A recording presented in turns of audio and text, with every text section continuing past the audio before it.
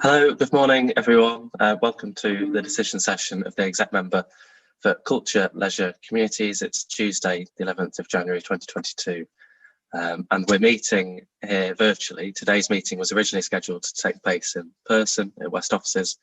However, the decision was taken towards the end of December that in light of public health advice and the need to keep staff safe, councillors and members of the public safe as well, and to minimise the risk of spread of infection for a short term, meetings would revert to being virtual again, which means that any decisions arising in today's meeting will be made by the Chief Operating Officer, and he'll be using this meeting as part of his consultation process.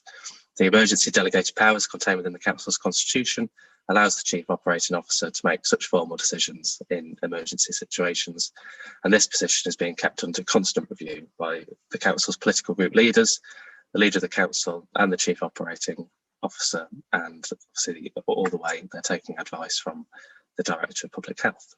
So with that out of the way, we'll move on to the agenda item today. And the first item is declarations of interest. I don't believe I have any interest to declare that aren't already on my register of interests. So item 2 is the minutes, to approve and sign the minutes of the decision session held on the 7th of September 2021, which feels like a lifetime ago. Obviously it wasn't that long ago. And they're found on pages 1 and 2 of the business, and I'm obviously happy to approve. And when we're back in West offices, we'll physically sign them, so happy to approve the minutes. Item 3 today is public participation, and we do have a public speaker, which is very, very good. We don't always have public speakers at such decision sessions, so that's very good. And we've also had a written representation, which once we've heard from our public speaker, I'll refer to that written correspondence as well. So our first and only public speaker today is Councillor Kilbane. Obviously you're well versed in all of this, Pete. So you have 3 minutes, but given you're our only public speaker, I won't be keeping too close an eye on the clock. And you're welcome to start whenever you're ready. Thanks, Councillor Smalley, and thanks for having me at this recommendation session. Clearly, Councillor Webb has sent in some comments on behalf of the Labour group.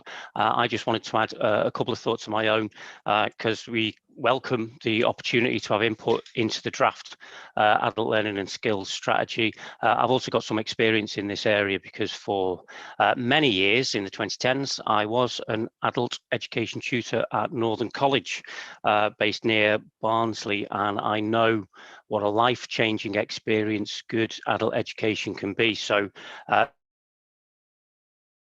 many of our students came to us with no qualifications whatsoever, quite often with very difficult life experiences to that point, and they left with a diploma that got them onto higher education courses.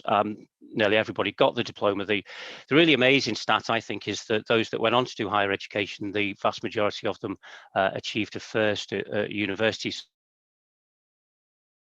So adult education can be life-changing, and if it's done right, it can allow York residents to achieve their full potential, to lead fuller and more fulfilling lives.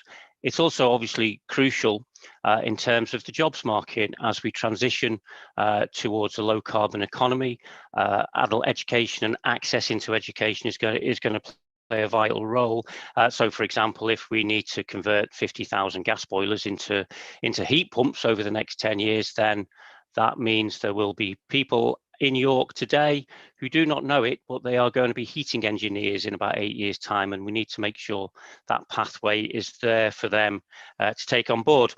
We do have a couple of concerns. The first is around resourcing. So the educational experience I talked about at Northern College was heavily resourced. It took a great deal of cash as well as expertise on behalf of the professionals that were involved in it, and you can't do this thing on the cheap, so we would need to see that there is going to be adequate funding to see the project through. There are also issues, I think, with the way that this Liberal Green administration has conducted itself over the last couple of years, meaning that it lacks credibility with residents and businesses and education providers in the city, which is something we're picking up on, which I hope Councillor Smalley, you will do all in your utmost power to address over the next year or so, because this is crucial to York residents, and we need deep, meaningful engagement with residents, businesses and education providers throughout the city if we are going to make it work.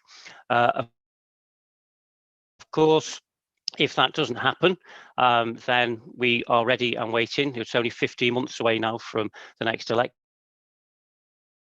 and an incoming Labour administration will pick up this strategy and we will make it work. Thank you. Thank you very much, Councillor Kilbane, for those comments. And when we get on to the substantive item of business today, I shall reflect and take your comments into consideration as we discuss that item. So yeah, just again, thank you ever so much for joining, Pete, and thank you for those comments. I mentioned we had some written representation in advance of this meeting, and as Pete referenced, that was from Councillor Bob Webb on behalf of the Labour group, and I'll just take a brief moment now, just before I guess we get to the, in fact no, we'll go on to item 4, and then, because obviously the comments are directly in relation to item 4, we'll pick them up then. So if you're happy, we'll all move to item 4, and I guess Paul, if you're happy to introduce the paper, and then I'll bring my own comments into the meeting, but also reflect on Bob and Pete's comments there. So over to you. Thank you, Councillor Smalley, and thank you, Councillor Kilbane, for your input into the discussion so far. Obviously, the aim of the paper is to set a clear direction for adult learning and skills engagement across both York and North Yorkshire, but also to offer the opportunity for individuals to contribute to that. So it's very much a draft consultation at this stage. It's a draft paper that sets a vision for how we're going to engage with the largest and broadest members of our community. It's clear that there is a clear skills need, and Councillor Kilbane has linked to those future jobs needs. But at the moment where we are is there is lots of investment in skills and a need to develop skills, but at the moment adults aren't necessarily looking in that direction.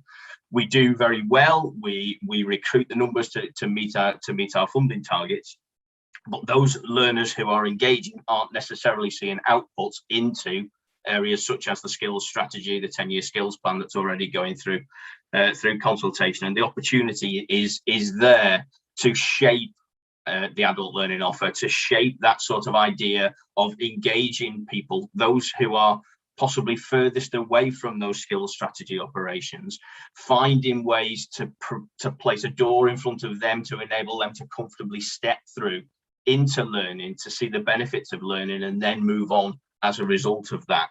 Statistics indicate that those people with the lowest skills are less likely to want to access further training. Those people who often have the lowest skills have had negative experiences of education, so traditional education institutions are obviously the last place that they look to see those opportunities.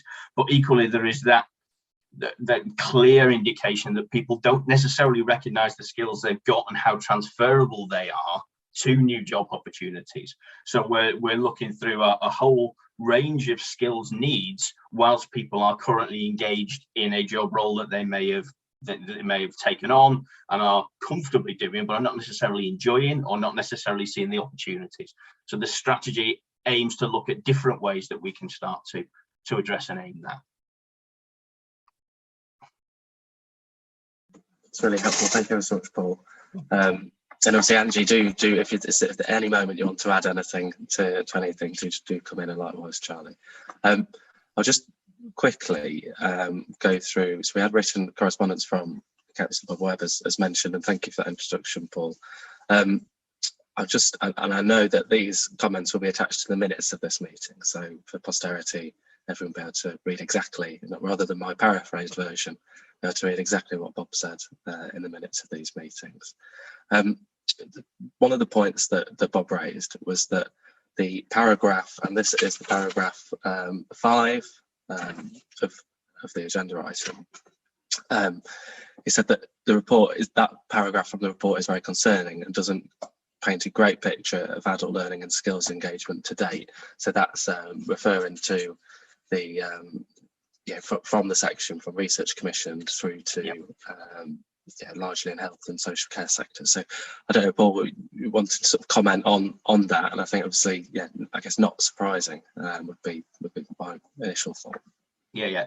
I mean, it's interesting, isn't it? You know, the statistics are there and the data is there, and I think, as I've said, you know, Angie and team have done a fantastic job in delivering a strategy to meet and delivering learning to meet a whole range of individual needs, but that has been particularly targeted across York and North Yorkshire, and that's important to also recognise that this is York and North Yorkshire data, is that the majority of people who are engaging in learning are doing so because they're already looking in this direction.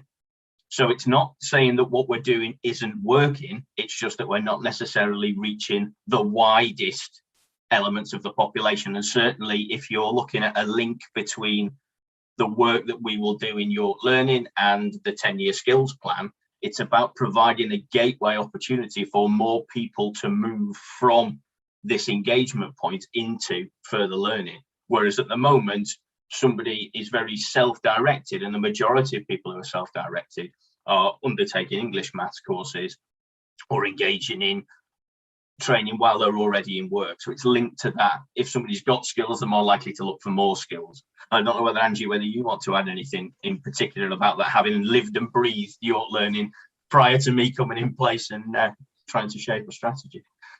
I do, actually. Sorry. I think what you've got to remember is the landscape of which we're working in up to now. We are funded by the ESFA. So the Education Skills Funding Agency give us our funding, and there's a clear remit with that funding to target English and maths and digital skills, family learning, ESOL. Those are our key areas that we have to cover with the majority of that funding. And most of the funding is spent on that because that is our remit. We do other work, and mainly it is health and social care, because that is one of the areas that is quite large in York and requires a lot of staff, but also has a lot of small employers who need more help with that staffing. And we also meet other areas of the NOMIS regarding business skills, management skills, childcare, and so on. So no, we don't meet the skills needs as far as screening skills are concerned at this point, but nor do many other people, because it's a new emerging industry. And that's part of why this strategy is here, is to help us churn and help make sure people have got the skills to engage with the providers that can produce that training, because we as adult education don't have premises or the resources or the staffing, and probably will struggle to get those sort of staffing as a part-time tutor, which is how we work, to produce that sort of training. So what we're doing is we enable people from the lowest of skills and most disengaged to engage with us, to build their confidence, build the skills, to then engage with the learning providers that can do those sort of skills training. That's what we're here for. So yes, they're right, but that's not a negative, because actually that is what we are supposed to do. Thank you, Angie. Thank you, Paul. That was very, very well put, and I think it's easy to forget just how much goes on, doesn't it, and how many. And also, and I guess the point on the ASFA funding is that I guess on multiple occasions I'm aware of, we've made the point to government and those that hold power in that regard about the funding and how it helps and occasionally doesn't help delivering local services in adult education. And yeah, just I guess a recent one would be the funding for people that have recently gained settled status, and other examples. I'll quickly go through Councillor Webb's other points, and then move on to other comments. Councillor Webb mentioned about whilst the landscape around devolution is still fluid, has concerns about losing control of adult education to a potential mayor that might not be close enough to understand the particular issues faced by adult learners here, as well as the needs of the York job market. I mean, I'm happy, unless Paul, you have anything or Angie have anything to add on this. I guess as a exec member, as a councillor, share those concerns. And I think the heavy use of the word potentially in the relevant section that talks about the opportunities and otherwise of devolution, know we're still waiting for the government's levelling up paper that will restart, I guess, the discussions between City of York Council, North Yorkshire County Council and other stakeholders about exactly what that devolution deal will contain, exactly where the powers should be held, veto rights and all such like that. And I think we are, I guess, alive to those concerns, making sure that whilst there are definitely benefits of working at a larger scale and collaborating and working with more partners more strategically, you can't actually lose sight of who we're here to serve, which is the residents of York, and making sure they've got the best possible deal out of their adult education service. So hopefully that picks up that point, which is essentially agreement. And then finally, Councillor Webb says, understands there's a need to focus on skills to improve a person's opportunity for employment, but he hopes that won't be at the expense of supporting a person's health and well-being. And I think he makes a suggestion that point could be clarified in the draft report. Annex 1, having obviously read several times the annex, I think it does personally does reflect that point well, and I'm sure when this consultation's kicked off, that'll be something that can be sort of, I guess, further reflected in the strategy. So I don't know, Paul or Andy, if you wanted to say anything to that, but I guess that was my initial thought on Councillor Webb's comments. Yeah, I think to sort of to put it in there, the documents that's within this pack is the summary document, and actually the full consultation document does go into a greater level of detail. And one of the key drivers behind this, and it sort of links over to Councillor Webb's previous report point as well. It's about setting an effective landscape so that community learning and the importance of community learning is protected. In terms of what we're wanting to do is be able to deliver something that absolutely works, so that once you've got that sort of demonstrated opportunity to show that community learning delivers this outcome, and this community learning element does allow progression onto that wider skills agenda. It's about setting that platform through effective collaborative working with the voluntary community sectors, with the other FE colleges, with the other providers of learning, to clearly articulate that there is a real place for community learning, and that protection of health and well-being of residents is paramount to that, because that might be the thing that steps somebody through the door to engagement where they wouldn't engage before. So it's fundamental to what we do, and there is no way at all, when I was writing a strategy, that Angie would let me get away with not writing that in there anyway. So Angie will certainly hold me to account on that as well. Yes, I'll be here for York, making sure that we, as much as I can, because ultimately some of it is out of my hands, but I am absolutely clear that community learning helps us not only build people back up in skills, but build and support their health and well-being. And we in York are really good at that, and we've maintained that when many other cities have lost it. And so I will be looking at that carefully and protecting it as much as I can, within also enabling us to build towards the skills that employers need, which obviously has to change.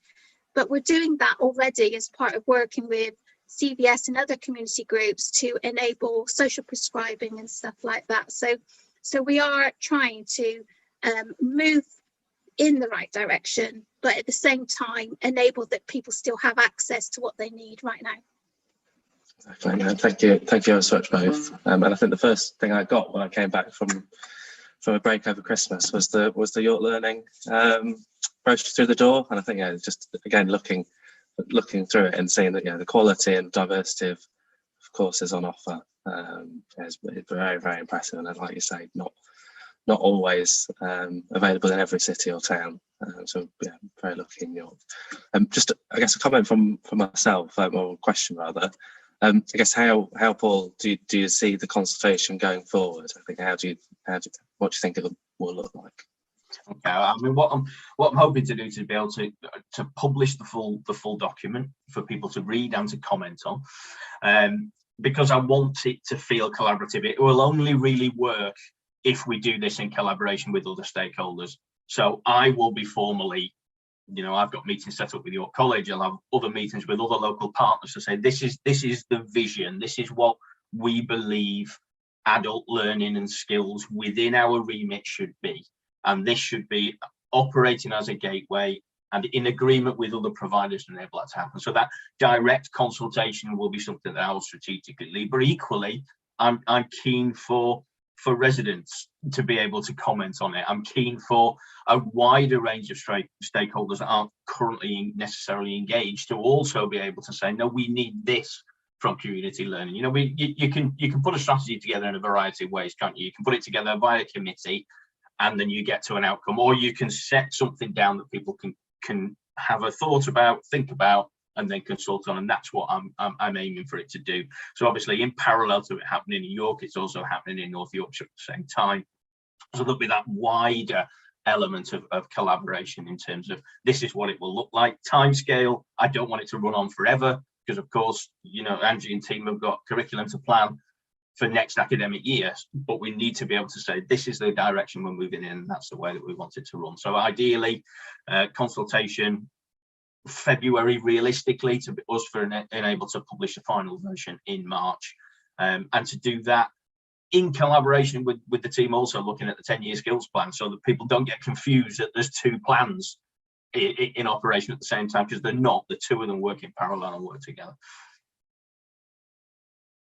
That's brilliant. Thank you so much, Paul. And then just another quick one, I guess, just to cover off. I think how do you propose meeting the wider population? I guess Angie and yourself have spoken about this, but the population that aren't currently engaging, that aren't that haven't engaged previously with the sort of offer. And also the strategy touches on that.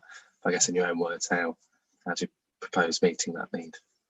I mean, a lot of it will be done with boots on the ground partnership work, you know, so we will be talking to community groups. What we're looking to do is find communities of interest, identify places where people congregate and come together for a shared interest, and then explore that as learning opportunities. We'll look to re-engage the community learning partnerships in order to feed that community link in there.